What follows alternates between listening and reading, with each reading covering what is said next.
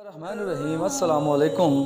6 سال کا ایک بچہ اپنی 4 سالہ چھوٹی بہن کے ساتھ بازار سے گزر رہا تھا۔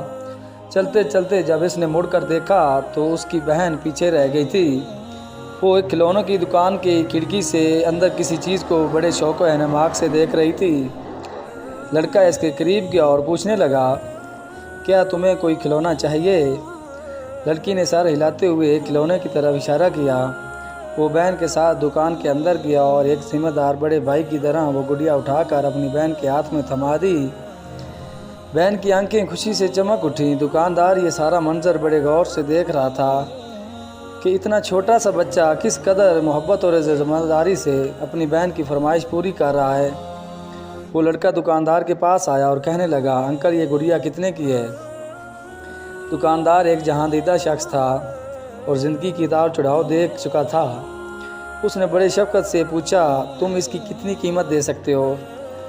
لڑکے نے جیب سے وہ ساری سیپیاں نکالی جو اس نے ساحل سے چنی تھیں اور دکاندار کے سامنے میز پر رکھ دیں۔ دکاندار ان سیپیوں کو ایسے گننے لگا جیسے پیسے گن رہا ہو۔ اس نے لڑکے کی سمت نظر اٹھا کر دیکھا تو اس لڑکے نے پریشان ہو کر پوچھا، کیا کم ہے انکل؟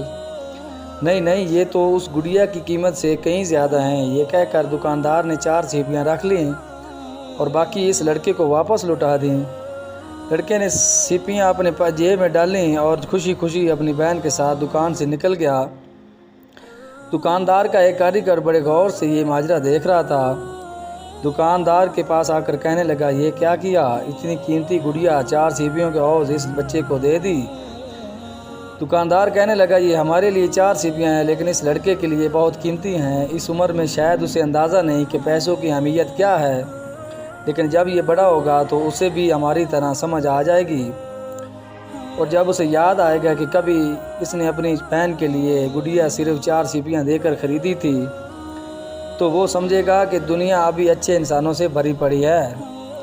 اس سے اسے ایک اچھا سبق ملے گا اور ممکن یہ ہے کہ اسے بھی کسی کے ساتھ کچھ اچھا کرنے کی ترغیب کا باعث بن جائے۔